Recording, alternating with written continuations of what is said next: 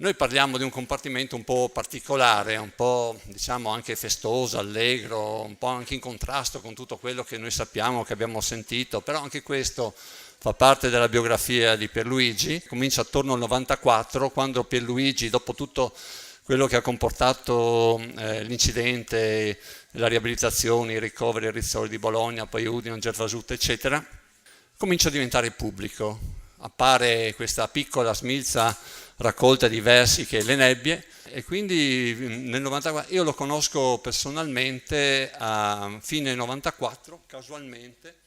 Lo incontro in una strada di Udine assieme a un comune amico, e da lì c'è il colpo di fulmine, che succede anche tra gli uomini alle volte, e quindi nonostante tutte le differenze di età eccetera, e quindi vado a casa sua, che lui quella volta abitava con i genitori, e lì comincia questo nostro modo di vivere il Friuli. È il momento da lì in poi in cui c'è il Friuli, almeno una parte del Friuli, cioè il Friuli underground, alternativo, quello più attento, quello che cominciava a frequentare i colonos che erano appena nati, quelli che frequentavano il Menocchio, scopre Pierluigi. E Pierluigi in quel momento, precedendo tutto ciò che sarebbe accaduto con i libri più famosi, raccolte libri, diventa veramente, io dico, una pop star in Friuli. Cioè, ci sono stati dei momenti, per esempio quando viene presentato a Most nel 99, lì ai Colonos con Cristina Mauro e con Giovanni Visentini, sono 300 persone, quindi è una fama che si era diffusa, la fama del personaggio in anticipo rispetto a quello che poi ha pubblicato e ha scritto. Qui allora, mentre io e Isabella utilizzeremo questi 10, un quarto d'ora che abbiamo per raccontare questa storia che fa parte comunque della biografia di Pierluigi, scorreranno delle immagini che speriamo, che non stiamo lì a spiegare, che però danno, tanto che ascoltate e le leggete, danno un po' anche l'idea di quell'atmosfera, di quel clima. Come ha detto Villalta prima, era un periodo molto importante per la poesia friulana. Qua noi nella nostra esagerazione, follia e euforia, imitavamo un po' quello che era accaduto nel Cile degli anni, fino agli anni 40, inizio anni 50, con Gabriela Mistral, con Pablo Neruda, dove la poesia era uscita dalla letteratura e entrava nella vita quotidiana e condizionava proprio i modi di vivere. Cioè, fino adesso abbiamo sentito parlare di una poesia che comunque viene interpretata e spiegata, che lì era diventata proprio, faceva parte della nostra vita, e per far questo doveva entrare in comunicazione diretta con la gente, quindi essere portato nelle piazze. So che, dico, sto qua è un po' esagerato, però chi c'era, vedo Enma Montanari laggiù, sa che era effettivamente così. E questo è stato il grande divertimento, però perché accadesse tutto questo c'era bisogno del personaggio, perché c'era una vecchia guardia coi Bartolini, coi Giacomini, coi Magnacco, coi Sgorlon, che comunque era generosa di consigli, e come alle volte non sempre così lo scrittore e il poeta lo è. E stava esplodendo il fenomeno veramente soprannaturale di Federico Tavan, rispuntava Ida Vallerugo, si riproponeva Umberto Valentinis, c'era Pierluigi, c'era Ivan Crico, Vincenzo Della Mea che fa l'informatico, però è un poeta, fa finta di essere informatico, si mette anche la cravatta. Voi dovete sapere che quando Enzo si mette la cravatta è informatico, senza cravatta è poeta, quindi questo va. Oltre che altre cose, per esempio cuoco, straordinario cuoco. Poi si afferma Flavio Santi, c'era questo clima in cui incredibilmente la poesia. Poi la poesia aveva bisogno anche di comunicare con la gente, quindi sì, gli spettacoli di poesia, però anche le feste. Le feste noi sempre prendevamo spunto un po' dal Cile di Jodorowsky, la festa diventa il momento in cui l'artista crea gioia, cioè la poesia è gioia. Pierluigi sicuramente era, poi anche bisogna mettere le attitudini, le attenzioni che nei confronti del pubblico femminile, che era sempre più affollato, aveva Pierluigi. Non era Leopardi, era tanto Foscolo, un pochettino di Leopardi, giusto così, per dire, vabbè, sono un poeta, devo essere un po' Leopardi, altrimenti tanto Foscolo in maniera smisurata. Quindi questo era un po' il divertimento. In questo gioco, ci siamo? Forse partiamo, tanto io sto dicendo robe strane.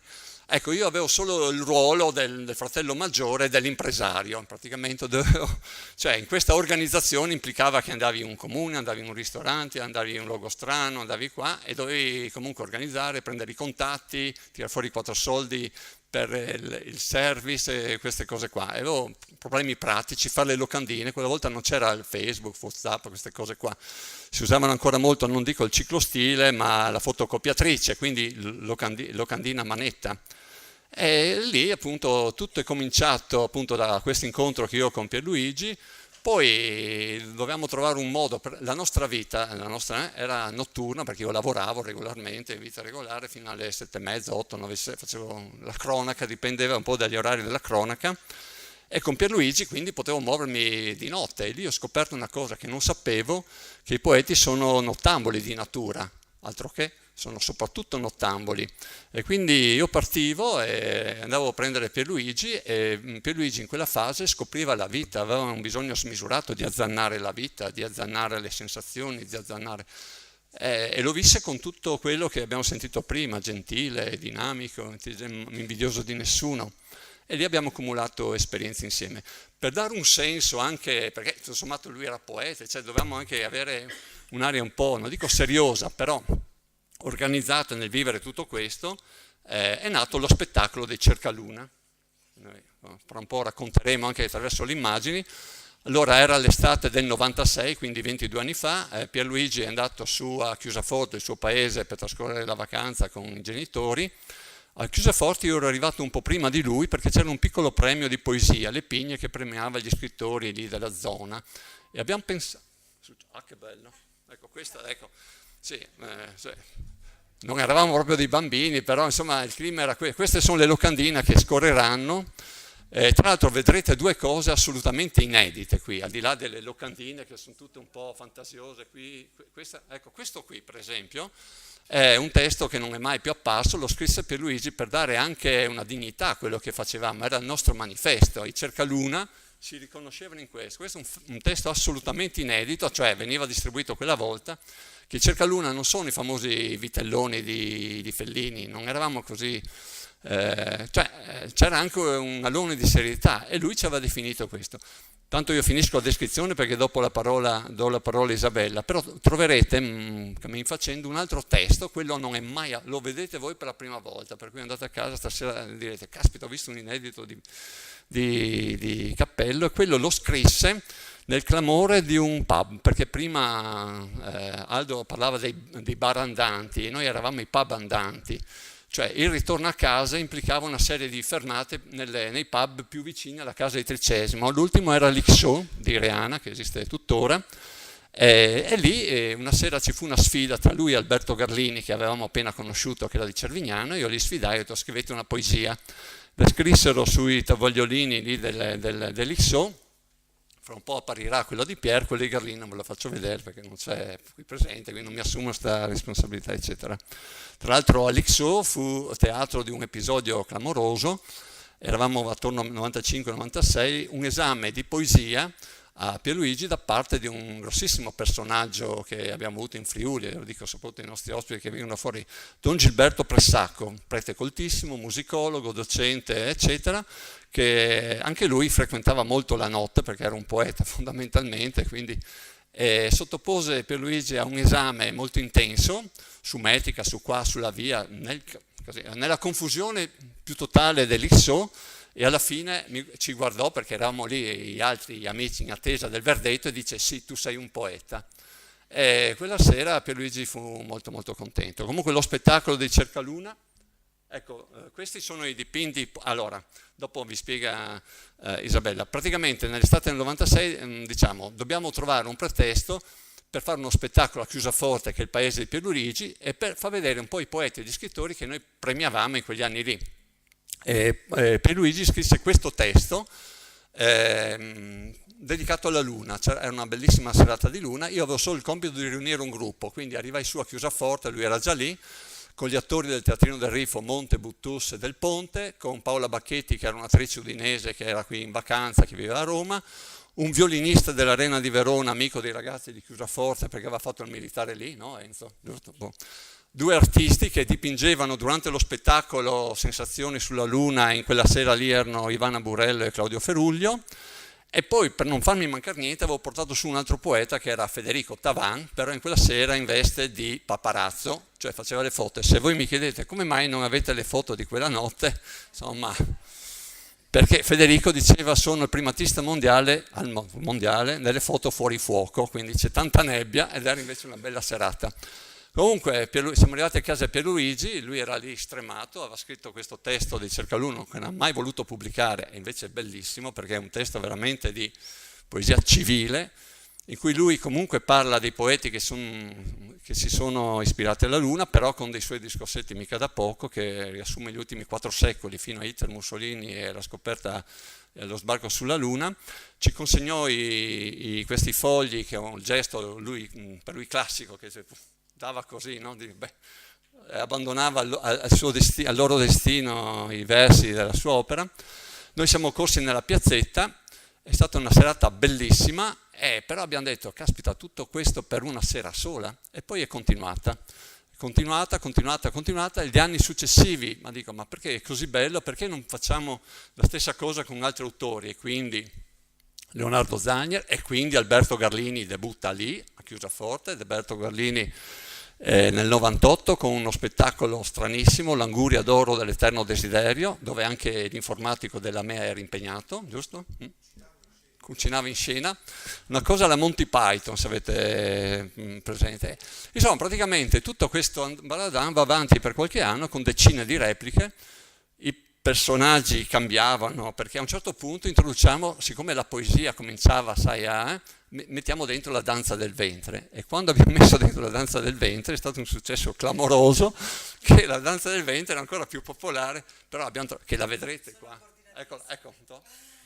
Abbiamo trovato un personaggio, Costanza Brancolini di Codroipo, che è veramente, Insomma, abbiamo fatto tutte queste cose qua, però ma senza fare, gli eccentrici, in maniera del tutto naturale. E poi per per creare una comunità, soprattutto tra noi, ma anche tutti gli altri che facevano qualcosa in Friuli, abbiamo inventato le feste. Ecco, qui ecco, ci sono delle feste, anche a casa sua, Ombre Rosse e Luci Rosse, La Notte degli Amanti, Fuga da Alcatraz, le crociere sullo Stella, ma avevano tutto un senso per tenere unita, no? Perché avevamo questa grande illusione che la poesia avrebbe ribaltato il mondo, folli, no? Perché non eravamo neanche più dei ragazzetti. E Pierluigi era centrale in tutto questo discorso, tutto questo, anche lui era lì, e guai se, cioè tutto è cominciato appunto con lui. In quel periodo lui pubblica il Medonzelle, la Morse, quindi per dire, l'innamoramento nei confronti di Pierluigi e Friuli è cominciato quella volta e si è protratto fino a oggi, insomma oggi stasera vedremo a teatro, è un affetto grandissimo che è dovuto alla sua grande qualità, però anche alla sua disponibilità al divertimento totale, perché erano veramente delle notti demenziali di cui noi non potremo mai dimenticarci. E a questa cosa, adesso introduco Isabella, avevamo aggiunto siccome io facevo, tutto sommato per guadagnarmi da vivere il giornalista, che insomma facevo anche bene, cronaca nera, avevamo inventato dei corsi di giornalismo, cioè che non erano dove impari a scrivere, a evitare la querela, erano dei corsi strani, ecco qua, qui non c'è Pier perché è la vigilia di Natale. Era una festa dedicata a questo omone qua, che era Federico Tavan, Isabella Pers, quello lì è Alberto Garlini. Peccato che è andato via a Villalta, se no gli presentavo un aspetto inedito. Io, Patrizia Attico, i Rifi, Manuel che è impegnato in qualche, non so cosa sta guardando, Tiziana. Questo è uno dei momenti veramente alti, più gioiosi di tutta questa vicenda. Comunque i corsi di giornalismo che erano un pretesto, li abbiamo fatti per esempio a Codroipo con Giacomini, poi invitavamo mica personaggi da poco, e quando li abbiamo fatti a Manzano, con i ragazzi di Manzano che avevano questa associazione che si chiamava Manzovings, no? Quell'anno lì ricordo che i personaggi clou, perché dopo facevano le conferenze, uno era Pierluigi e l'altro era Oliver Bierhoff, centravanti dell'Udinese, campione d'Europa con la Germania, quindi per dire, no? Allora Pierluigi aveva una caratteristica quando faceva queste cose, doveva cercare, come se lui fosse qua adesso, doveva cercare tra il pubblico la musa ispiratrice, che è quella che lo riempiva, lo illuminava, e lui la trovava, no? Poi mi ricordo una sera che si era diffusa la fama di questo giovane bellissimo poeta, e c'erano tante belle ragazze nel pubblico. Io ero tutto contento, vado da Pierluigi e dico, che bello Pierluigi, no? E vedo l'angoscia nei suoi occhi. Io dico, scusa, ma non hai visto? Sì, ho capito, ma io adesso cosa faccio? Con quale? Ma vaffanbrodo, gli dico. Cioè, comunque lui aveva sempre questa attenzione, per cui una sera siamo lì a Manzano, c'è il pubblico, lui parla di Ungaretti, si sta come dottore nelle foglie, tutte robe seriose, improvvisamente vedo che il suo sguardo si illumina un po', le antennine si rizzano, punta uno sguardo, punta gli occhi verso la porta perché stanno entrando Isabella e Tiziana. E voi come mai siete capitate lì? Parlare. Perché in quegli anni mia sorella era più scrittrice che artista visiva, forse è diventata di più artista visiva proprio con Cercaluna. E quindi era un po' lei che mi aveva portata lì quella sera e come siamo entrati abbiamo ascoltato queste due, Paolo e Pierre, che non li conoscevamo e subito abbiamo in qualche modo percepito qualcosa di speciale, qualcosa di molto forte nelle parole che uscivano quella sera. E non era una sensazione, come dire, un capire in senso analitico, ma era proprio una percezione di qualcosa di autentico, una percezione di qualcosa di veramente forte.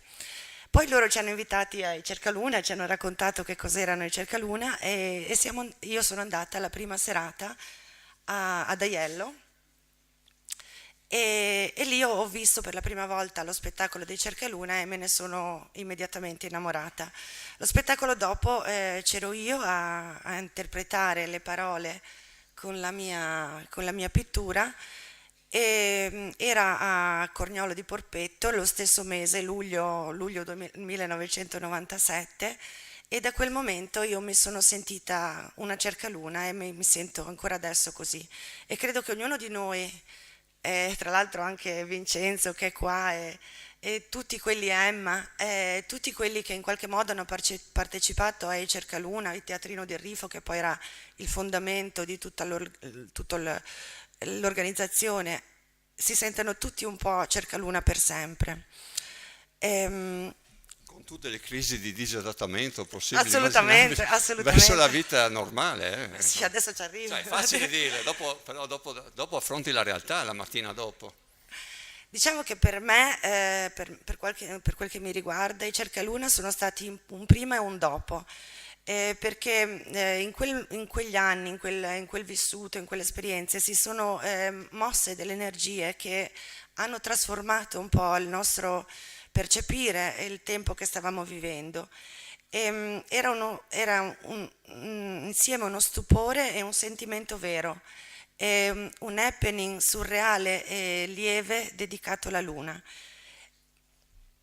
Ho preso degli appunti perché non vorrei dimenticarmi niente. E quando Pierre iniziava a parlare, Pierluigi, il nittore della sua voce, le sue parole, creavano una specie di incanto. Era proprio una cosa che si percepiva immediatamente, come si iniziava a sentire la sua bellissima voce. E questo incanto perdurava anche nello spazio e nel tempo di tutti quegli anni che stavamo vivendo, anche quando lui non era con noi. E Paolo una volta ha detto che eravamo anime vaganti nella notte del Friuli più vero, quello più selvaggio, più sincero. E probabilmente era vero, perché questa esperienza era sia leggerezza che profondità, perché non ci prendevamo troppo sul serio. Cercavamo la luna dell'utopia scherzandoci sopra. Dopo lo spettacolo c'erano sempre delle serate che erano abbastanza imprevedibili, dove c'era sempre una costante, grandissima allegria, molto, molto vera, ma soprattutto veri erano i dialoghi infiniti. Noi dovevamo dipingere, vivendo un po' l'emozione, la sensazione ed era molto semplice perché era molto naturale, perché era veramente forte quello che arrivava. Tiziana, che è mia sorella, ha fatto una serie di donne in cui la donna rappresenta l'alter ego della luna, il potere del femminile e della madre terra e tutti questi dipinti rispecchiavano l'attimo esatto della luna in quel momento, a quell'ora, in quel luogo. Visto che questo è un racconto molto estivo, chissà che su un'estate, la prossima estate, eccetera, non dico di rifare questo, però di essere tutti lì, una sera aspettare l'alba, insomma, così.